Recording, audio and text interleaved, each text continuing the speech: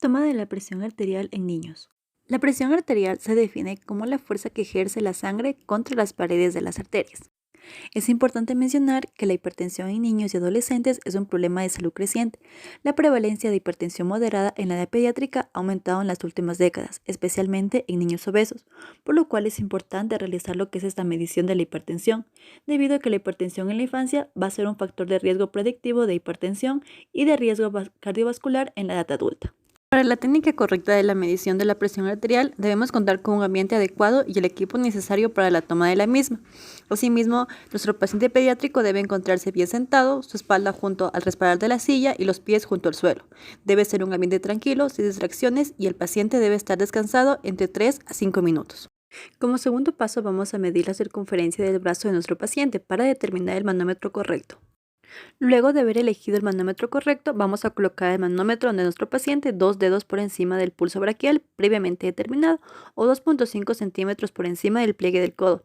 Debemos tomar en cuenta que el manómetro debe cubrir por lo menos del 80 al 100% del brazo del paciente.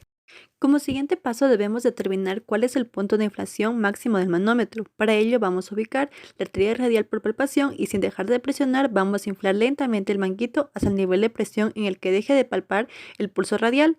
Como referencia de este valor aumentaremos lo que es de 20 a 30 milímetros de mercurio para saber cuál es la presión arterial máxima que se va a inflar el manguito.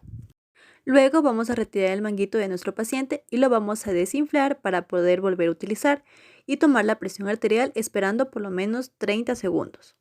Volvemos a colocar el manguito a nuestro paciente, recordando que los tubos de conexión deben ubicarse paralelos al trayecto de la arteria braquial. Asimismo, debemos tomar en cuenta que la ropa no debe influir en la medición, por lo cual verificaremos que en la manga de la camiseta debe llegar por lo menos hasta el hombro para que no influya en la misma. Colocaremos la campana del estetoscopio en el lugar donde palpamos la arteria radial, tomando en cuenta que no se debe colocar bajo el manguito del tensiómetro, y colocaremos el manómetro a una altura visible. Vamos a proceder a inflar nuestro manguito del tensiómetro hasta la medida ya calculada anteriormente y vamos a abrir la válvula de pera de insuflación de manera que se vaya liberando el aire de la cámara a una velocidad aproximadamente de 2 a 4 milímetros de mercurio por segundo. La presión arterial sistólica va a corresponder al primer ruido audible de Korokov y la presión arterial diastólica corresponderá al quinto o último ruido. Por último, después de identificar la medición de la presión arterial, vamos a realizar el registro de los valores de la medición. Recordemos que se ha de medir la presión arterial 3 veces en intervalos de 3 minutos, descartando la primera medida y realizando la media de los dos restantes. Con respecto a nuestro paciente, la medida de la presión arterial fue de 110/70, lo cual se encuentra dentro del rango normal. Y de igual forma, con respecto a los percentiles, se encuentra bajo el percentil 90, lo cual es adecuado para su edad.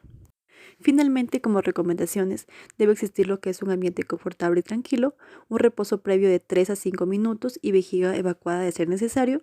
El paciente debe estar sentado con el brazo apoyado a la altura del corazón, debe tener los pies apoyados sobre el piso y la espalda contra el respaldo de la silla. No debe haber ingerido cafeína o medicamentos antes de la toma de la presión.